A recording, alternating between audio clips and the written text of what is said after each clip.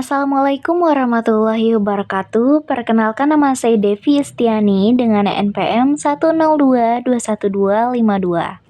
Saya merupakan mahasiswa di Universitas Teknologi Digital atau Digitech University.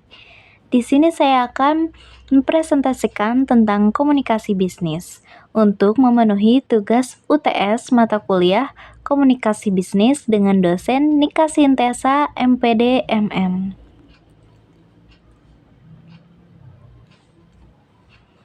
Ada 6 pokok pembahasan yang akan dibahas. Jadi yang pertama ada pengertian komunikasi bisnis, yang kedua ada jenis-jenis komunikasi, yang ketiga ada proses komunikasi, yang keempat ada fungsi komunikasi, yang kelima ada tujuan komunikasi bisnis, dan yang terakhir ada teknik negosiasi bisnis.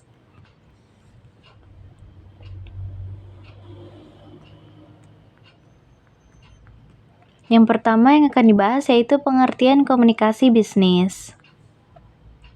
Jadi, pengertian komunikasi berasal dari bahasa Latin yaitu communication, dan asal kata ini bersumber pada kata communis yang artinya sama makna, yaitu sama makna mengenai satu hal. Menurut Effendi tahun 2005, halaman ketiga. Banyak makna tentang arti dari kata komunikasi itu sendiri. Namun, dari sekian banyak definisi yang diungkapkan oleh para ahli, maka dapat disimpulkan secara lengkap dengan maknanya yang hakiki, yaitu komunikasi adalah proses penyampaian pesan oleh seseorang kepada orang lain untuk memberi informasi atau untuk mengubah sikap, pendapat, atau perilaku, baik secara langsung maupun tidak langsung melalui media. Menurut Effendi tahun 2005 halaman kelima.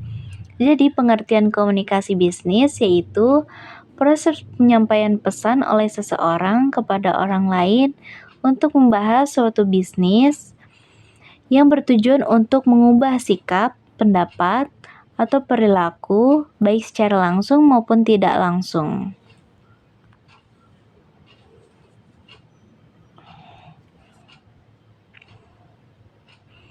Yang kedua, kita akan membahas jenis-jenis komunikasi bisnis.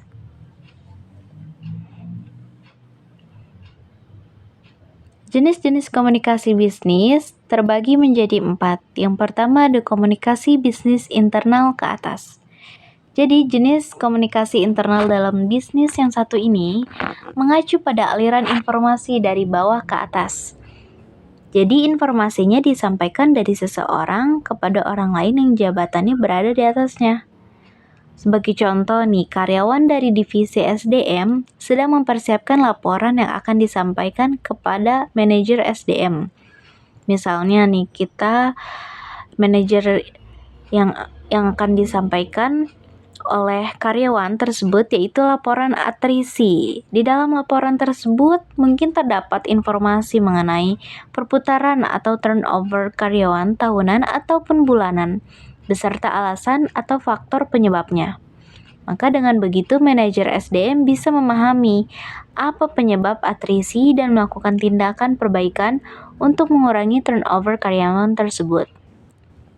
Secara garis besar sih karakteristik jenis komunikasi bisnis internal ke atas ini, yaitu yang pertama ada pendekatan dari bawah ke atas, sehingga aliran informasinya pun dapat terjadi dari level bawah ke level atas.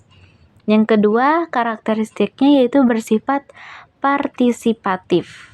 Lalu yang terakhir, bertujuan utama untuk menyediakan feedback, saran, permintaan, atau penyampaian masalah di divisi ke atasan. Yang kedua, jenis komunikasi bisnis yaitu komunikasi bisnis internal ke bawah. Sedangkan jenis yang satu ini adalah kebalikan dari komunikasi bisnis internal ke atas yang sebelumnya sudah dibahas. Jadi di mana informasi mengalir dari atas ke bawah. Jadi penyampaian informasinya itu bisa secara tertulis, tatap muka, telepon, meeting, dan sebagainya. Karena aliran informasi dari atas, biasanya komunikasi bisnis internal ke bawah pun dilakukan oleh individu dengan jabatan lebih tinggi untuk mengomunikasikan tujuan, prosedur, dan kebijakan, keputusan, instruksi, panduan, dan sebagainya kepada bawahan. Jadi contohnya nih, instruksi dari manajemen level atas kepada masing-masing kepala divisi mengenai aturan dan regulasi perusahaan yang baru.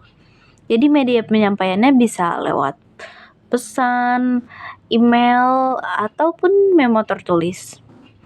Lalu karakteristik komunikasi bisnis internal ke bawah ini yaitu yang pertama ada pendekatan dari atas ke bawah. Jadi sehingga aliran informasinya terjadi dari level atas ke level bawah. Lalu karakteristik yang kedua bersifat mengarahkan. Dan yang terakhir bertujuan utama untuk mengomunikasikan tujuan organisasi, instruksi, rencana dan prosedur, dan informasi lainnya kepada bawahannya. Lalu yang ketiga ada komunikasi bisnis horizontal. Jenis yang satu ini pun mengacu pada komunikasi di antara para karyawan dengan jabatan yang setara, baik di dalam divisi masing-masing maupun antar divisi. Jadi penyampaian informasinya ini bisa dilakukan secara tertulis atau bisa juga melalui lisan. Sebagai contoh nih, manajer pemasaran berkoordinasi dengan manajer produk mengenai tren pasar. Jadi kebutuhan dan ekspektasi konsumen, terus ada juga skenario permintaan produk, atau bisa juga informasi lain yang relevan untuk proses desain produk yang sesuai. Contoh lainnya, manajer SDM yang berkoordinasi dengan para manajer dari divisi lain untuk kebutuhan rekrutmen, training, karyawan, penilaian kinerja, dan lain-lain. Dan yang terakhir, jenis komunikasi bisnis yaitu komunikasi bisnis eksternal yang dilakukan untuk menyampaikan informasi kepada pihak-pihak eksternal yang ada di luar perusahaan. Jadi contohnya supplier, pelanggan, pemegang saham, partner bisnis, aparat pemerintah, dan sebagainya. Jadi contohnya nih, manajer purchasing berkomunikasi dengan vendor untuk bernegosiasi soal harga bahan baku nih. Atau saat staf divisi penjualan berkomunikasi dengan pelanggan dalam kegiatan penjualan barang ataupun jasa. Maka jenis komunikasi bisnis yang satu ini dilakukan untuk mendorong peningkatan volume penjualan ataupun bisa aktivitas bisnis yang efektif atau peningkatan profit perusahaan. Bisa juga yang lain-lain. Dan pada akhirnya citra dan performa perusahaan pun dapat meningkat.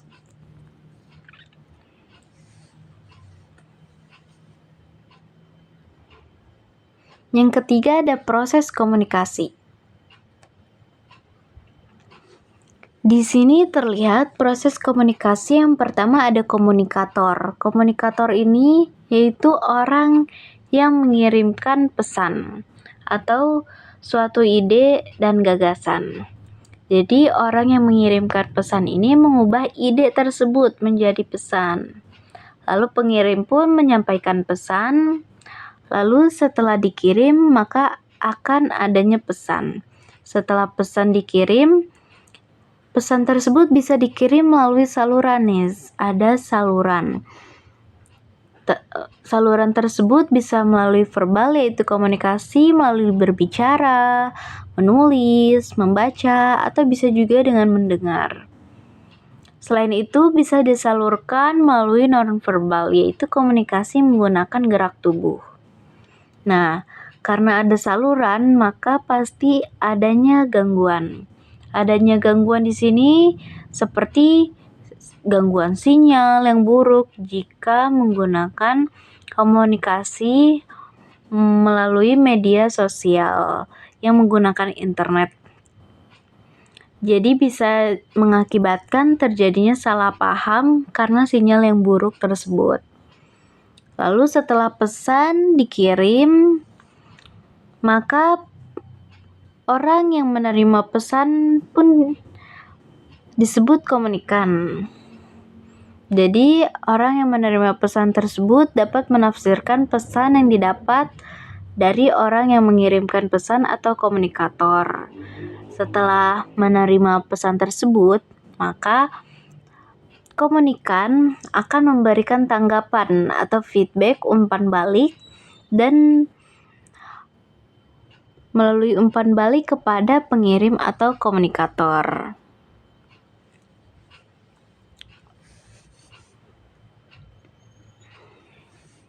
Lalu yang keempat, ada fungsi komunikasi bisnis.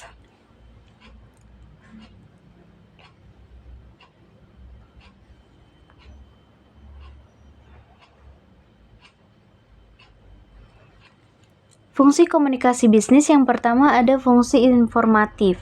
Pada hal ini, fungsi informatif dapat digunakan oleh para karyawan agar dapat melakukan pekerjaan serta tugas-tugas mereka dengan lebih efektif dan efisien. Informasi yang dibutuhkan pun bisa terkait beberapa hal, dapat menyangkut hal seperti yang berhubungan dengan pekerjaan, yaitu seperti tujuan, prosedur, serta peraturan di perusahaan dan lain-lain. Lalu ada berhubungan standar kerja dan laba perusahaan dan sosio-emosional perusahaan secara umum. Lalu fungsi komunikasi bisnis yang kedua yaitu fungsi regulatory, yaitu komunikasi memiliki fungsi sebagai alat untuk mengendalikan serta mengatur jalannya sebuah organisasi. Maka bentuk komunikasi pada fungsi ini bisa berupa perintah ataupun juga bisa melalui laporan. Yang ketiga ada fungsi persuasif. Fungsi persuasif ini dapat berlangsung saat terjadi komunikasi serta interaksi antar karyawan. Lalu, jadi ada tujuan komunikasi bisnis adalah agar suatu atau lainnya dapat saling menerima masukan atau ide dari yang lainnya. Dan yang terakhir ada fungsi integratif. Integratif atau integrasi yang terjadi dalam sebuah perusahaan ini akan membuat perusahaan tersebut dapat saling beroperasi secara terpadu dan utuh. Maka hal tersebut dapat dilakukan apabila komunikasi yang terjadi di perusahaan dapat berjalan dengan baik.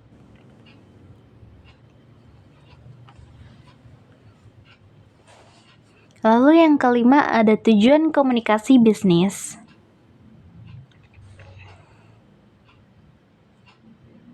Tujuan komunikasi bisnis dibagi menjadi 5. Yang pertama ada memberikan informasi kepada lawan bicara. Jadi, misalnya rekan kerja A memberikan informasi kepada rekan kerja B untuk menyelesaikan suatu laporan. Lalu selanjutnya ada menerima informasi bisnis dari lawan bicara. Jadi seperti contoh yang di awal, maka orang yang menerima informasi dari orang yang mengirim informasi tersebut yang informasinya mengandung bisnis. Lalu yang ketiga ada dapat mempengaruhi lawan bicara dari komunikasi bisnis. Jadi, informasi yang telah disampaikan dan diterima oleh si penerima informasi bisnis itu bisa mempengaruhi lawan bicara atau orang yang menerima dari informasi bisnis tersebut. Lalu yang keempat, dapat menyelesaikan masalah. Mungkin si penerima itu saat mendapat informasi bisnis tersebut dapat terpengaruh dan dapat terselesaikan masalah yang terjadi dalam dirinya. Lalu yang terakhir ada mengambil kesimpulan. Jadi penerima pesan informasi bisnis tersebut dapat mengambil kesimpulan dari dapatnya informasi yang telah diterima dari pengirim pesan.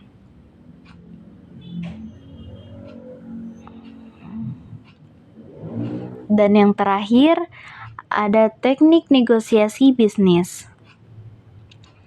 Pengertian negosiasi tersebut adalah sebuah proses diskusi. Jadi negosiasi dilakukan untuk bertujuan menyelesaikan sebuah masalah. Jadi melihat dari sisi etimologisnya, kata negosiasi berasal dari bahasa Inggris, yaitu berasal dari kata to negotiate dan to be negotiating. Arti dari kata tersebut adalah merundingkan, membicarakan, atau bisa juga menawarkan. Maka dari kata-kata tersebut kemudian kata negosiasi dalam bahasa Inggris memiliki kata turunan lain. Dan kata tersebut adalah negotiation. Arti dari kata negotiation adalah sebuah aktivitas yang merundingkan atau bisa juga membicarakan sesuatu. Jadi pembicaraan atau perundingan tersebut itu dilakukan dengan pihak lain. Dan tujuan dari aktivitas negosiasi tersebut adalah untuk mencapainya sebuah kesepakatan.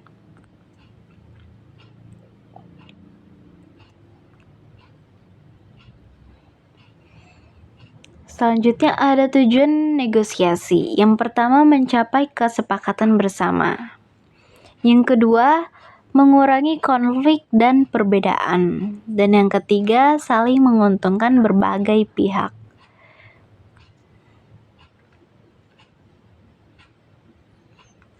Selanjutnya ada tahap-tahap negosiasi bisnis. Tahap yang pertama yaitu perencanaan dan persiapan. Jadi dalam sebuah negosiasi bisnis harus direncanakan, dipersiapkan apa yang akan dinegosiasi kepada lawan bicara nanti. Lalu yang kedua, menentukan aturan. Karena di dalam negosiasi bisnis, kita harus menentukan aturan dari negosiasi tersebut. Lalu yang ketiga ada penjelasan.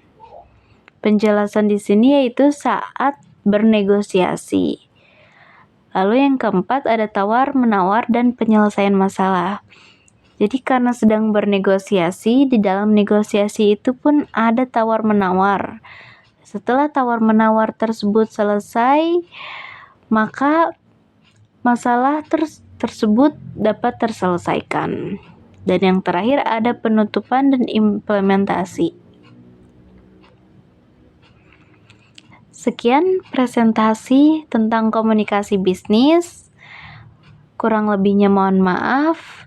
Wassalamualaikum warahmatullahi wabarakatuh. Terima kasih.